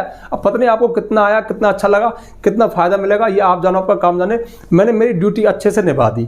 अब कम बेस हो सकता है कि आपको कोई चीज़ पसंद ना आई हो, किसी में लगाओगे और बताते, तो भाई एक वीडियो में सारी चीज़ें संभव नहीं हो पाती। लेकिन फिर भी हाँ, हर वीडियो में कहता हूँ, इसमें कह रहा हूँ लॉन्ग वीडियो था कि लास्ट तक जिसने देखा वो कमेंट करके जरूर लिखना कि सर मैंने लास्ट तक देखा, मुझे खुशी होगी कि यार इतनी मेहनत की है तो किसी ने तो पूरा देखा। हालांकि मुझे पता है इस वीडियो को तुम स्किप कर करके देखा होगा, क्योंकि जिसको जो टॉपिक आता है वो उसने देखा होगा, बाकी छोड़ दिया होगा। अब ये तुम्हारी मर्जी थी। हाँ, जाते जाते एक बार फिर से कह के जाऊंगा, फिलहाल तो आप अपने बोर्ड के एग्जाम दे रहे हो इसलिए ये वीडियो देख रहे हो, लेकिन यदि फ्यूचर में आपको कभी भी इंग्लिश ग्रामर की आवश्यकता पड़े तो आप प्ले स्टोर पर जाइए, महेश गुरुजी एप्लीकेशन को डाउनलोड करना। उसके पेड कोर्स में आपको कंप्लीट इंग्लिश ग्रामर कोर्स मिलेगा, जिसमें हमने सारी ग्रामर को सीक्वेंस में कवर किया विद पीडीएफ नोट्स।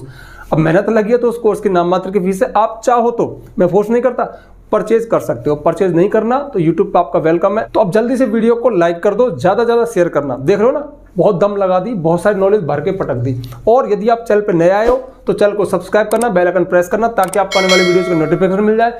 आज के लिए बस इतना ही, मिलते हैं नेक्स्ट वीडियो में नेक्स्ट टॉपिक के साथ। तब तक के लिए बाय।